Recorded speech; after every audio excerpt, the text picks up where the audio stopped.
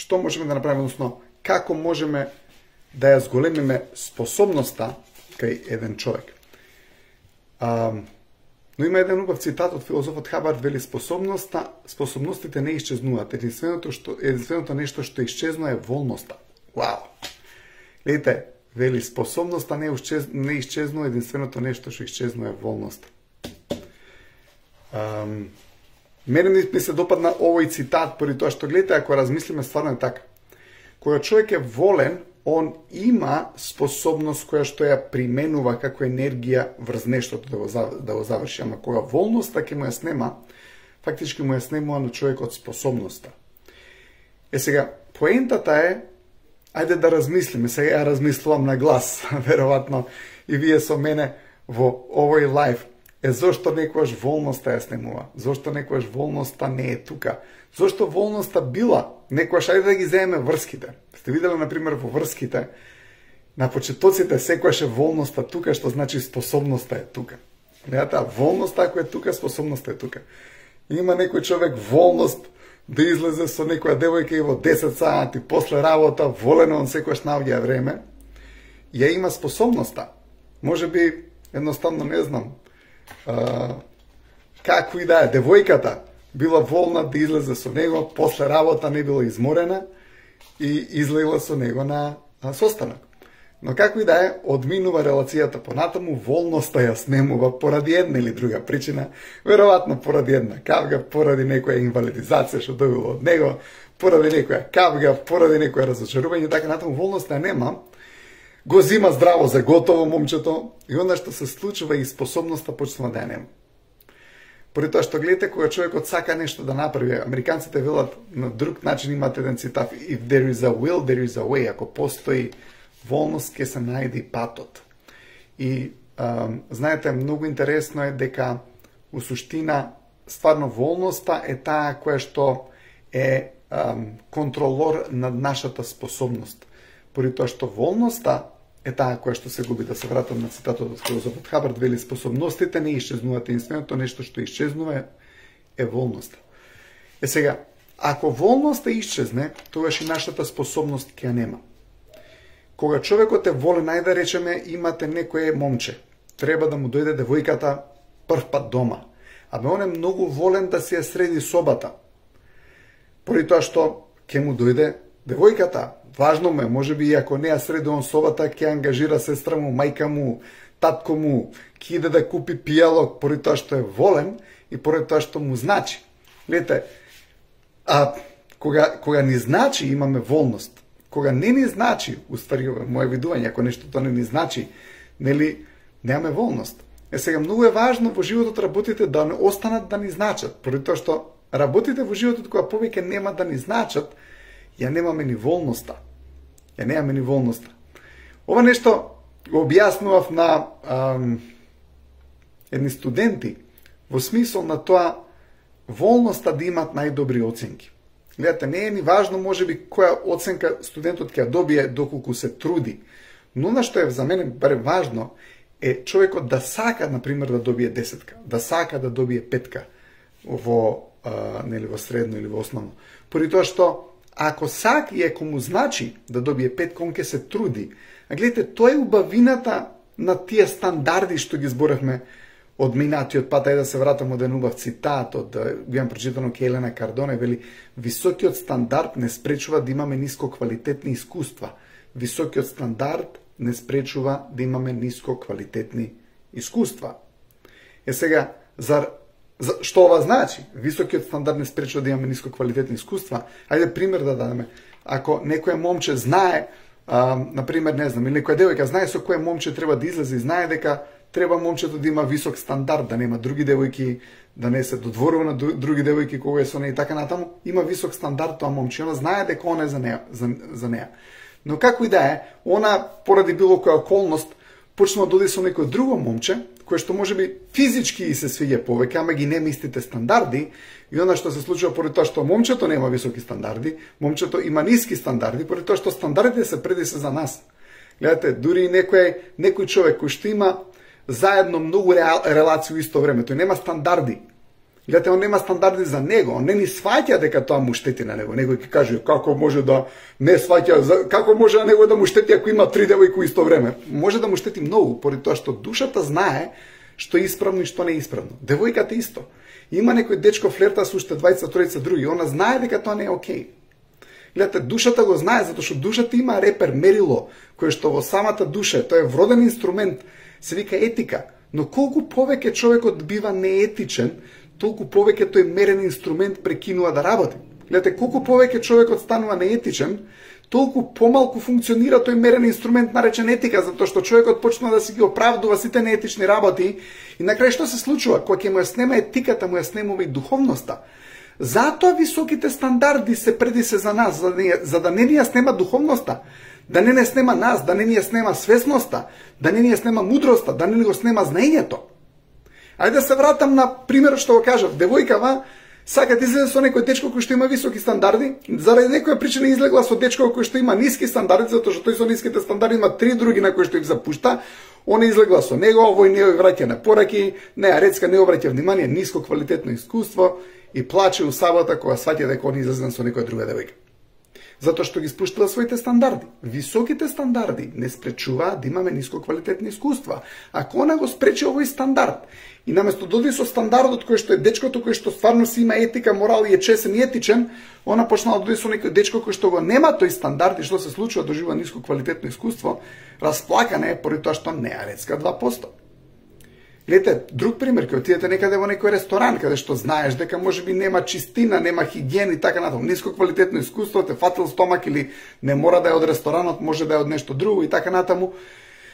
Примери само давам, или ниско квалитетно искуство може да биде сакаш да излезеш со твоите другари кои што знаеш дека се супер, ама поради некоја причина излегаш со некои други другари кои што ти се за хи-хи-хи, смешки, оговарање и така натаму и после тоа ти си на тапет на оговарање и сваќаш дека тебе го оговарале, ете ти го ниското квалитетно искуство затоа што си ги спуштил своите високи стандарди. Човекот кога ги спушти високите стандарди има ниско квалитетно искуство.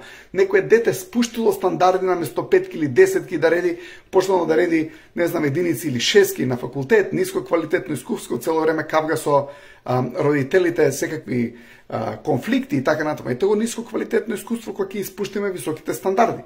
Но гледайте, ајде да го поврзам ова со тоа што го кажав на почетокот. За волноста не е висок стандард. Волноста е висок стандард. Да ни е важно нештото, зар тоа не е висок стандард? Тоа е висок стандард, луѓе. Гледаш, на човекот ако му е важно, тогаш ќе го има волност и ќе го има високиот стандард, но ако не му е важно, не може да има нит волност, не може да има нит висок стандард, ништо. Зошто? Поради тоа што не верува веќе во играта, не верува во својата цел, не верува дека ќе искрира ефект. А ако ние не веруваме дека ќе искрираме ефект, или замислите имате некој човек што постојано бил критикуван, постојано бил стопиран, постојано бил инвалидизиран, кај му е на тој човек волноста? Па кај ќе му најдеш на тој човек волноста? Не може да му најдеш на тој човек волноста. Имате некоја девојка, еден дечко, една си излажа, втор па трет па девојчево не може да има волност, затоа што не верува веќе. Или некој момче. Све е направил да биде со некоја девојка. Не знам, се обидал еднаш, 2 пати, 5 пати, цело време стопови, стопови, стопови, затворени врати, стопови, затворени врати. Кај му е волноста, ке ме снема? А затоа што не може да искрира ефект. Не може да направи нешто кое што сакал да го направи. Луѓе, но гледайте, мораме да си ја враќаме волноста назад. Поради тоа што ако ја немаме волноста, стварно ќе ја немаме ни способноста, да се вратам на цитатот на филозофот Хабард. Гледайте, волноста е убаво е човек да живее со волност, затоа што ние кога сме волни на некој начин, ова е моje мислење, барем сме малку поблиску до среќа, малку сме поблиску до убав живот, сме поблиску до надеж, поради тоа што имаме волност. Човекот кога ќе се разочара, гледате, нема веќе волноста. Затоа разочараноста е негативен феномен. Ја велам, не дозволувам луѓето да ме разочарат, поради тоа што некој ќе ти направи нешто негативно. Така ти не дозволуваш тоа негативно да дојде кај тебе во твојот универзум. Затоа што никој ќе ве разочара. И ти се разочараваш од луѓето, се разочараваш од животот, се разочараваш од се и се што. Кој има проблем тогаш? Ти кој што си разочараниот. Врати е вербата, врати е надеж, што имаме ние прекрасен празник, православен, вајде не знам дали католички празник и така натаму, ама може некој ќе ми каже. Вера, надеж и љубов. Гледате, мудрицата Софија, предпоставам дека Софија, мудрост, нели? Софост е мудрост, Софија е божица на мудроста, ги крстила своите керки вера, нада и љубов. Сега, зошто? Поради тоа што и вербата, и надежта, и љубовта е отвореност, и е ранливост. Гледате, простор, цело време зборувам за простор. Дефиниција за анксиозност, знам дека сум досаден, ама нова, знам дека им помага на многу луѓе. Анксиозност доаѓа од зборот ангере на латински, значи да гушиш некој, ангере доаѓа од збор ангст. Ангст на германски е страв, ама ангст на индоевропејски е мал простор, ограничен простор. Гледайте, депресија, де е надоле, пресија, притисок. Депресија исто така значи мал простор. Анксиозност, мал простор. Страв, мал простор. Верба, надеж, љубов, голем простор. Неверување, ненадевање, несакање, мал простор. Неволност. Нема способност. Ниски стандарди. Гледате, а кога веруваме, се надеваме, ние можеме да имаме верба, надеж, љубов, но исто така и кога имаме високи стандарди, затоа што гледате, стандардите не се емоционална вредност. Барем ја така мислам. Затоа што гледате, кога речеме стандард, стандардот е нешто што е разумна вредност, така? Разумот ни го поставува тоа. Што е стандард? 10 да добиеш, тоа е поставен стандард од општеството или од кој да е поставен од самиот човек.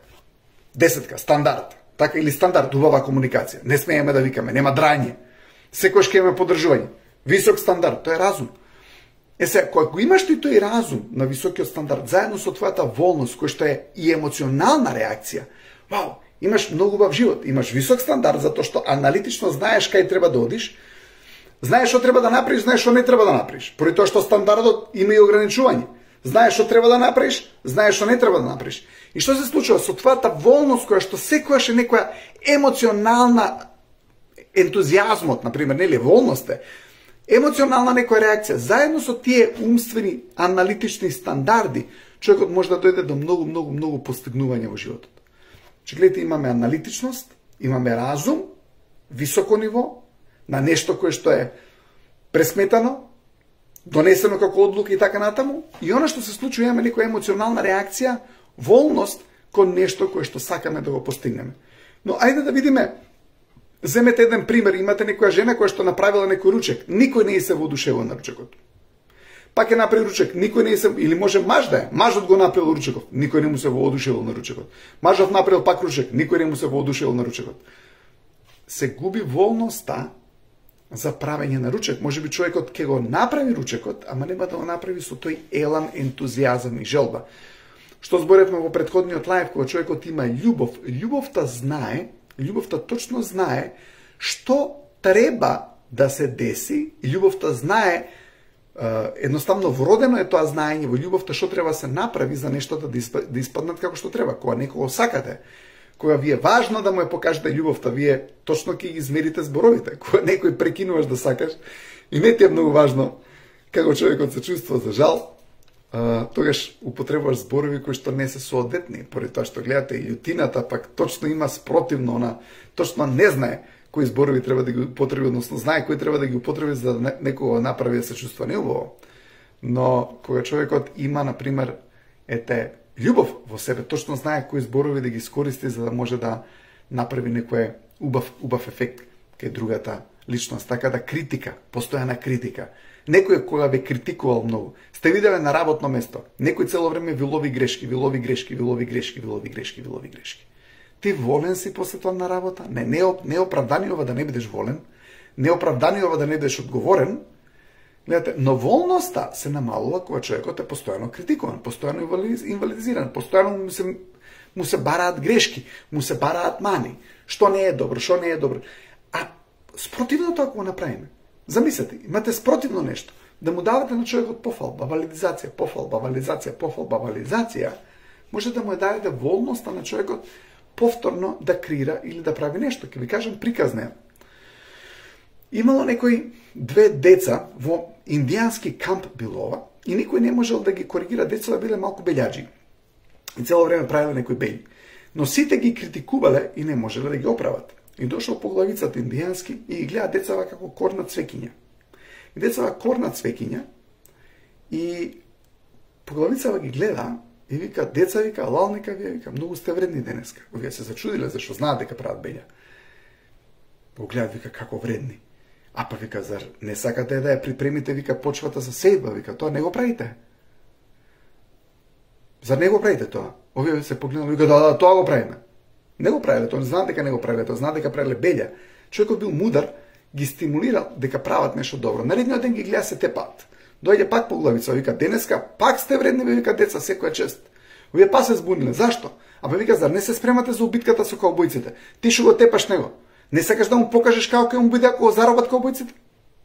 Овие се замисле, вика, да, тоа го правиме, вика, знам дека тоа го правите. Секоја чест, вика, денеска сте многу вредни. Третиот ден почнаа да го бараат децата сами по главицата за да им дае работа. Затоа што луѓето сакаат да бидат наградени за тоа што го имаат направено. Ама ние имаме дадена школа, не сите во Македонија, каде што се вика боље да го искритикува, море боље ќотекот да заигра, отколку пофалбата, затоа што многу сме тешки на пофалба, лесни сме на критика, секако не е ова генерализација за целата нација, секоја чест на тие што не го прават тоа така. Но гледайте, имаме ние еден чип, да, што викавме ние македонскиот менталитет многу арно не е нарго, не е многу да го пофалиш, да не му се кренат акциите, море носат кај му се крене, море што и да е. Стаи се у кондурата и некој каменче да те жулја ако ти е многу арно. И немој многу да се смееш, немој како се смееш нешто да не... Што и да е. Сега, гледате, ние мораме да идеме со став дека треба да идеме нарно, луѓе. Треба да идеме со пофалба, треба да идеме со валидизација. Не треба да идеме со инвалидизација. Затоа што, гледате, инвалидизацијата ништо нема да ни донесе. Инвалидизацијата, уствари, прави помалку способност. Затоа што е уништува, според мене, нашата волност ќе се уништи од што? Непрепознавање што си направил добро, затоа што луѓето одма препознаваат што си направил лошо, никој не ти кажува кога ќе направиш нешто добро. Зашто луѓето викаат, деве, па се подразбира. Леле, тоа многу ме нервира луѓе кои грешат. Абе се подразбира тоа за доброто. Абе зашто се подразбира за добро? А зашто лошото одма се каже? Зашто лошото одма се истакнува? Одма се критизира лошото, а доброто као демек тоа се подразбира. Дечко све направил за девојката, све направил за девојка, бе еднаш ке сгреши. Таа на нос ке му окачи тоа. Не му и кажува 10 пути кога дошол со цвеќе, кога не знам и изненадил кој и направил вечер, ама она тоа се подразбира дека така треба. Ама затоа што закаснил 15 минути или затоа што се успал, тоа се 20 дена ќе се збори. Сега ако се збори ова од првите 10 дена кога он бил вреден, а тоа што закаснил 20 минути не се потенцира цело време, мислам дека дечко има голема шанса да остане волен. Моје мислење. Има голема шанса да остане волен, поради тоа што цело време се потенцира негативното. И луѓето имаат еден став, ама доброто се подразбира. Тоа е супер, треба да се подразбира. Ама ако сакаме да го обстанеме тоа добро и да одржиме нашата волност, мора и да се каже доброто. Едноставно, треба да се изусти. Гледате, ако идеме наоколу и ги препознаваме добрите работи, и на луѓето им кажуваме убави работи. Еј, убаво ти е кафе, еј, блузава ти убаво, абе знаеш што, фризурава ти е многу убаво, абе кај вака си дотерен ептен си убав. Луѓето ептен ке им се свиѓа тоа, гледате, ке летат, ке имат волност, ке сакат да ја пренесат таа енергија понатаму. Но ако некој човек почне денот со некој да го критикува, цело време шефот го критикува, доаѓа дома, што викаат штипјани наапан, и се доаѓа дома изнервиран, он ја пренесува таа енергија од шефот понатаму. Знаете, круке. Па се он ќе опренесе тоа на жена му, па жена му на децата, па децата нема децата, па дето има една девојка, па тоа на неја ќе се наразвика на телефон, девојче на крај се вика шо, па мене ова ми се деси сега. Па од шефот е. Никој не го спрешил домино ефектот од шефот на таткото што пршлал, па дошол дома на мајката на детето на девојка. Сега можеме да го направиме се тоа обратно. Замислете ако идеме обратно. Ако видиме нешто што ни се свиѓа, дај да го кажеме. Дај да го пофалиме. Да го направиме да биде тука, да биде присутно, да се збори за тоа. Затоа што имате луѓе кои што постојано само зборат за нешто што е негативно. Постојано. Но првата промена, како настанува првата промена, кога ќе видиш нешто негативно и ти доаѓа желба да го збориш, не го збори. Луѓе, не го зборите. Не го шири. Сега, после тек доаѓа желбата да збориш позитивно. Зашто ретко кој човек ултра негативен, збори негативно, бум, ќе премине на збори позитивно. Прво треба да прекине збори негативно. Кога ќе прекине на збори негативно, тогаш може да почне да се отвараат позитивните мисли и позитивните идеи. Што гледате, позитивните мисли, позитивни идеи сме ние сме креација, ние сме креатори. Ете, нашата желба, нашата цел како духовни битија е да ствараме. А како ствараме? Преку имање на позитивни идеи, позитивни мисли. Сакаме да искреираме некој ефект, имаме некој сон. Не дозволувајте да ви ги нарушат соништата. Сакаш да веруваш дека нешто ќе направиш, верувај, ја верувам у тебе. Сакам и ти да веруваш во себе. Почнува све со идеја, почнува све со мисла. Нека не ти ги кратат крилјата на тој начин што ти ги кратат мислите и идеите. Не го бива тоа, абе ти топла вода ќе измислиш, абе што сањаш, абе не лупете глупости. Така се уништува човекот, преку уништување неговите визии, преку уништување неговите желби, преку уништување неговите надежи. Твоја задача е да не дозволиш тоа се деси. Твоја задача е да не дозволиш тоа се деси. Поради тоа што, гледате, ја кога се вратив од Америка, ќе му речев, татко им беше голем сонувач, ја фактички научив да сонувам од него. Но како одминуваше живот, паѓаше енергијата и му викам, тато, сакам да ја направам Македонија позитивна. Тоа беше 2000 година, кога да му кажав тоа. Пред 24 години. Татко им ме гледа и вика, сине, не лупетај.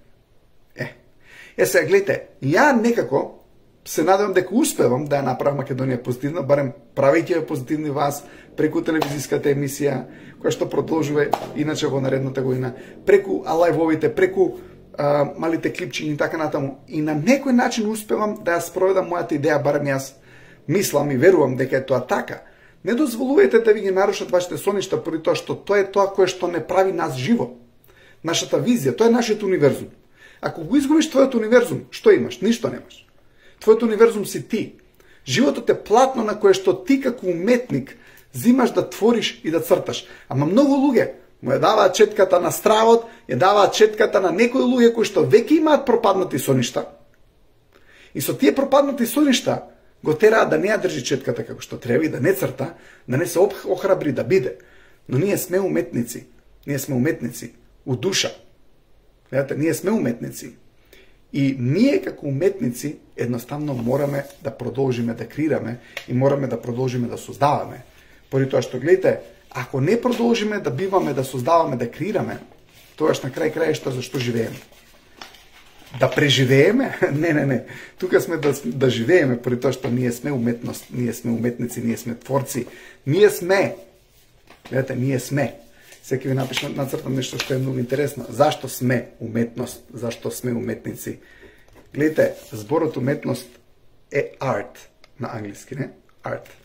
Но од каде доаѓа? Доаѓа од два збора. AR доаѓа од глаголот are. Гледате, тој е глаголот see на англиски. А тто доаѓа од старошекспирски thou. Thou е збор кој што значи you. Шекспир така зборал. Thou shall. Ти би требал да. Are thou. Are, are-т. Are, првите две се are, си, ти. Ето, уметност, си, ти. Ти си уметник. Не дозволувај некој те збуни дека не си. Ти ја држиш твојата четка, животот е твоето платно. Што е тоа што сакаш да го кажеш? Ти имаш своја приказна. Биди волен и храбар да ја кажеш твојата приказна. Глава по глава. Наредната глава ќе дојде, кога ќе ја кажеш првата глава. Ете, не можеш одно книга да напишеш од прва до последна глава, никој не ја знае. Приказната, таа се развива и се одмотува. Ти си режисерот, ти си сценаристот, ти си главната улога. И не дозволувај некој да те убеди дека е поинаку. Имајте убава вечер. Се гледаме повторно во среда. Чао!